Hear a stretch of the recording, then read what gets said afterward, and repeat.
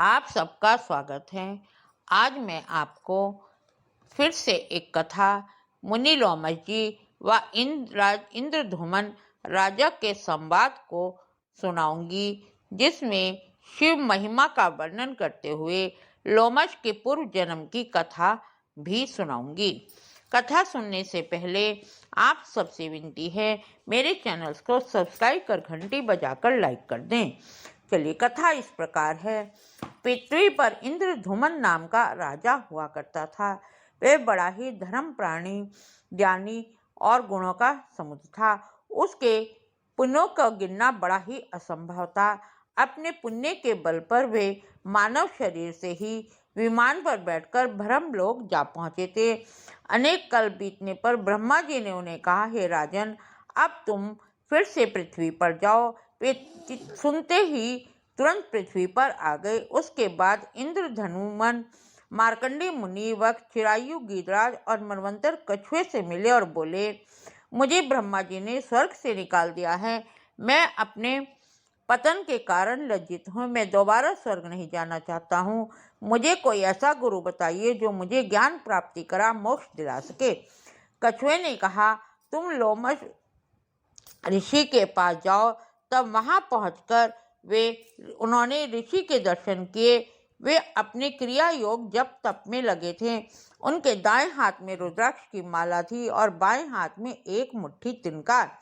मुनि से उन्होंने निवेदन करते हुए कछुए ने कहा, यज्ञ करने वाले पुरुषों में श्रेष्ठ ये इंद्रधुमन हैं। अपने पुण्य के फल को भोगते हुए ये ब्रह्मलोक में रह रहे थे और पुण्य के समाप्त हो जाने पर ब्रह्मा ने इन्हें निकाल दिया है। अब वे दोबारा स्वर्ग की इच्छा नहीं रखते हैं, मोक्ष चाहते हैं। आप इन्हें अपना शिष्य समझ कर इनके प्रश्नों का उत्तर दें, इनका मोह दूर करें। लोमश जी ने कहा, तुम्हारे मन में जो भी संदेह है सो बताओ। तब इंद्रधुमन बोले, पहले आप मेरे को यह संशय दूर कीजिए। गर्मी का मौसम है, सूर्य देव सिर पर तप रहे हैं, तब आप आकाश के नीचे बैठकर तप कर रहे हैं। आपने कोई कुटिया क्यों नहीं बनाई? इस पर लोमश जी ने कहा, ये भौतिक वस्तुएं क्षणभंगुर हैं। मनुष्य के दांत, जवानी, लक्ष्मी और सब कुछ जो है चला जाता है। उसे एक दिन यह शरीर भी गिर जाता है। फिर क्यों संग्रह करूं और क्यों कुटिया बनाऊं? इंद्रधुमन ने पुनः कहा, तीनों लोक में आप चिरायु हैं। आपको इतनी लंबी आयु किस दान और तपस्या से प्राप्त हुई है? तब लोमश जी ने अपने पूर्व जन्म की कथा बताते हुए कहा कि मैं पूर्व जन्म में शूद्र था और भूख से पीड़ित होकर इधर उधर घूमा करता था। एक दिन मैं भूख प्यास से तड़प रहा था तो मैंने जल के भीतर बहुत बड़ा शिवलिंग देखा। मैंने उसका पूजन और नमन करा, उस पर कमल पुष्प चढ़ा दिए और आगे चल दिया। मार्ग में मेरी मृत्यु हो गई और दूसरे जन्म में मैंने ब्राह्मण कुल में पैदा हुआ। मुझे पहले जन्म की सारी बातें स्मरण रही। धन दौलत आदि अर्जित करना बेकार है। शिव ही एक ऐसे हैं जिनकी एक दिन की आराधना से ही मुझे उच्च कुल को प्राप्त हो गया हूँ। मैंने ये सोचकर मूर्खता को धारण कर ली। जब मैं जवान हो गया तो मैं रात को घर छोड़कर जाता और कमल के फूलों से भगवान शिव की पूजा कर वापस लौटकर आकर लेट जाता था। अब माता पिता की मृत्यु होने के बाद मेरे संबंधियों ने मुझे गूंगा कहकर त्याग दिया। मैं तब से फलहार पर रहने लगा हूँ।